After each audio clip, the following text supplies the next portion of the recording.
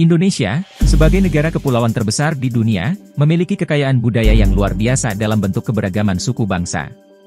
Diperkirakan ada lebih dari 1.340 suku bangsa yang tersebar di seluruh wilayah Indonesia, dengan masing-masing suku memiliki warisan budaya, bahasa, adat istiadat, dan tradisi unik mereka sendiri. Keberagaman ini merupakan salah satu kekayaan Indonesia yang patut dihargai dan dipelajari. Dalam video ini, kita akan fokus pada salah satu suku tertua di Nusantara, yang memiliki sejarah panjang dan kaya akan budaya, bahkan turun langsung dari surga.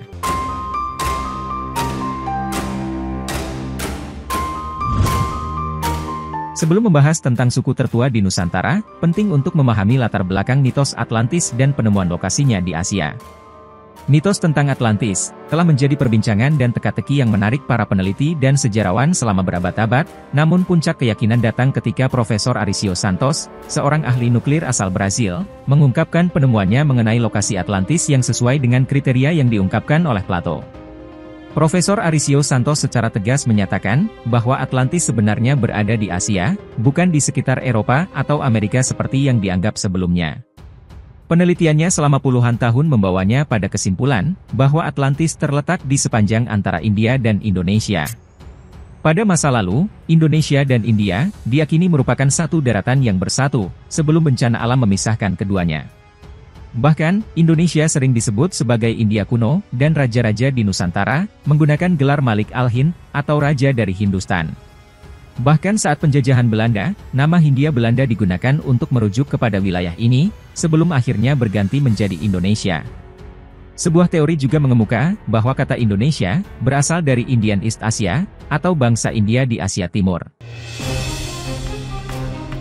Teori Profesor Arício Santos tentang sisa peradaban Atlantis mendapat dukungan dari Profesor Stephen Oppenheimer mengenai migrasi akibat banjir besar. Menurut teori Profesor Arício Santos, daerah Kerinci adalah tempat tinggal para keturunan bangsa Atlantis yang selamat dari bencana yang menenggelamkan benua tersebut sekitar 11.600 tahun yang lalu. Bukti-bukti seperti cerita banjir Nabi Nuh yang tersebar di berbagai kebudayaan di dunia, termasuk di kawasan ini, menjadi indikasi bahwa banjir besar tersebut benar-benar terjadi. Suku Kerinci, yang tinggal di dataran tinggi puncak Gunung Kerinci, berhasil selamat dari bencana ini. Selain itu, iklim tropis di daerah paparan Sunda memungkinkan orang-orang yang tinggal di sana bertahan hidup sebelum es mencair. Posisi geografis Kerinci memiliki peran penting dalam memungkinkan peradaban suku Kerinci bertahan hidup. Kabupaten Kerinci terletak di ujung paling barat Provinsi Jambi, dengan Gunung Kerinci sebagai salah satu gunung tertinggi di Indonesia. Di sekitar Gunung Kerinci terdapat Danau Gunung Tujuh, yang dikelilingi oleh 7 gugusan gunung. Keadaan alam yang subur, dan ketersediaan air yang melimpah, membuat daerah ini cocok untuk tempat beristirahat dan tinggal. Berdasarkan kondisi geografis yang strategis, Kerinci diyakini sebagai tempat pertama kali Nabi Adam diturunkan ke bumi, dan menjadi tempat tinggal pertama manusia. Hal ini sesuai dengan pandangan sejarah dan mitologi suku Kerinci sendiri. Selain itu, suku Kerinci juga memiliki pengetahuan yang unik tentang tanaman obat-obatan yang tumbuh di daerah ini, menunjukkan hubungan erat dengan lingkungan alam mereka. Maka tidak berlebihan rasanya, sebagaimana disebutkan oleh penyair-penyair Kerinci, bahwa tanah Kerinci merupakan sekepal tanah surga yang tercampak ke bumi. Dengan demikian tidak salah, kalau memang Nabi Adam turun pertama kali di Kerinci, dengan membawa sekepal tanah dari surga, dalam artian kondisi alam yang indah, serta sumber daya alamnya yang berlimpah, yang bisa dikatakan seperti tanah surga. Bukti-bukti lain juga menunjukkan bahwa suku ini telah ada sejak zaman prasejarah, dan usianya bahkan lebih tua daripada suku Inka di Amerika. Penelitian yang dilakukan oleh Dr. Bennett Bronson dari Amerika Serikat, bersama dengan tim Lembaga Purbakala dan Peninggalan Nasional Jakarta pada tahun 1973, mengungkapkan fakta menarik tentang usia suku Kerinci. Menurut penelitian mereka, suku Kerinci bahkan lebih tua daripada suku Inca di Amerika. Suku Kerinci telah mendiami dataran tinggi Bukit Barisan di sekitar Gunung Kerinci, selama lebih dari 10.000 tahun yang lalu. Mereka memiliki jejak keberadaan yang dapat ditelusuri, hingga masa prasejarah manusia. Dr. Bennett Bronson menyebut, manusia Kecik-Wok Gedang-Wok, sebagai suku pertama yang mendiami daerah dataran tinggi Kerinci lebih dari 10.000 tahun yang lalu. Pada masa itu, jumlah Proto-Melayu yang lebih dominan dari Kecik-Wok Gedang-Wok, menyebabkan kaum pribumi secara perlahan-lahan menjadi lenyap dalam percampuran darah antara pendatang dan pribumi. Kelompok inilah yang selanjutnya berkembang, dan menjadi nenek moyang orang Kerinci modern hingga generasi saat ini. Selain itu, suku Kerinci memiliki hubungan yang kuat dengan India. Nama Kerinci sendiri berasal dari bahasa Tamil, yaitu nama bunga kurinci yang tumbuh di India Selatan, pada ketinggian 1.800 meter di atas permukaan laut, yang mekarnya sekali selama 12 tahun. Selain itu, penelitian antropologi urban oleh Rajimo ahli dari Universitas Diponegoro, menunjukkan bahwa suku Kerinci telah memiliki hubungan dengan India sejak lama, dan nama Kerinci sendiri, diberikan oleh pedagang India Tamil. Angka 7, telah menjadi simbol keistimewaan, dan memiliki makna khusus dalam berbagai konteks kehidupan. Dalam hubungannya dengan suku Kerinci, angka 7 juga memainkan peran penting dalam mengungkapkan keunikan dan keistimewaan mereka. Dalam Al-Quran, angka 7 sering muncul sebagai simbol penciptaan. Surat-surat seperti At-Talaq ayat 12 dan Al-Fatihah, terdiri dari 7 ayat. Konsep kun fayakun yang berarti jadilah dalam penciptaan, juga terdiri dari 7 huruf Arab. Hadis dari Abu Daud dan Turmudzi mengungkapkan bahwa Allah menyukai yang ganjil, dan angka 7 dianggap sebagai angka ganjil yang khusus. Di sekitar Gunung Kerinci, terdapat Danau Gunung 7, yang merupakan danau kaldera tertinggi di Asia Tenggara. Menariknya, danau ini dikelilingi oleh 7 gugusan gunung, seperti Gunung Hulu Tebo, Gunung Hulu Sangir, Gunung Madura Besi, Gunung Lumut, Gunung Selasih, Gunung Jarpanggang, dan Gunung 7.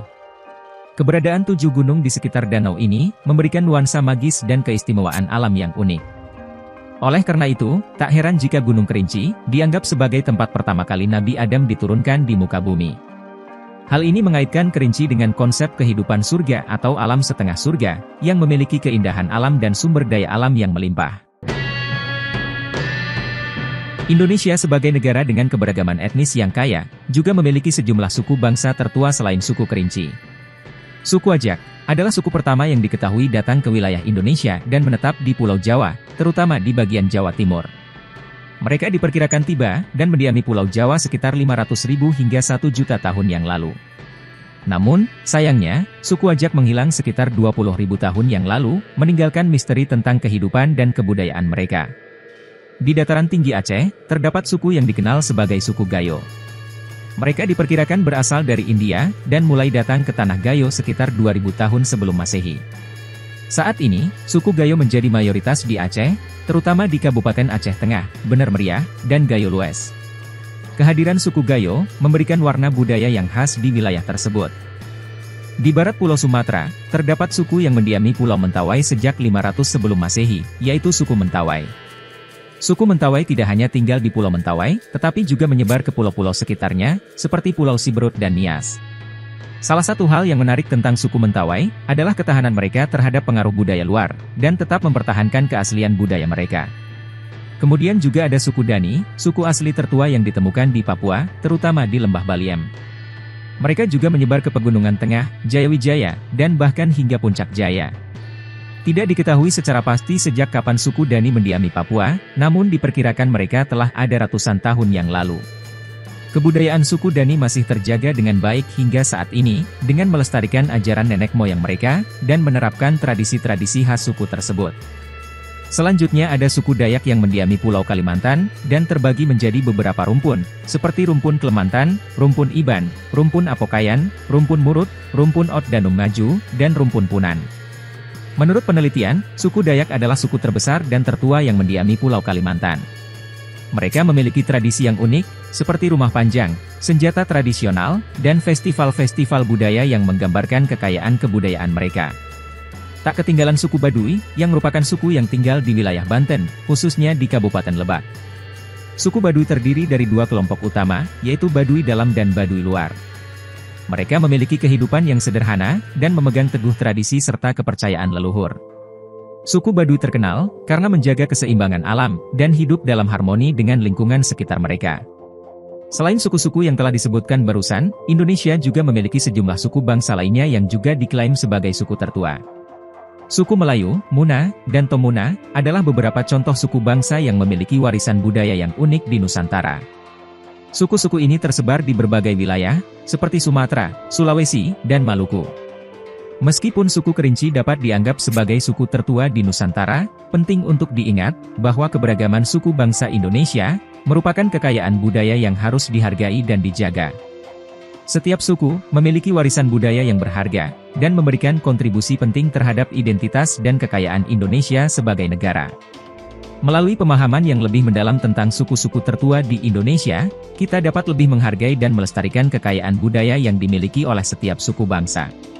Dengan demikian, menelusuri jejak suku-suku tertua di Nusantara, terutama suku Kerinci, adalah langkah yang penting dalam memahami sejarah dan kekayaan budaya Indonesia. Melalui penggalian lebih lanjut dan penghormatan terhadap warisan nenek moyang, kita dapat membangun kesadaran akan identitas Indonesia yang kaya, dan memperkuat semangat persatuan di tengah keragaman.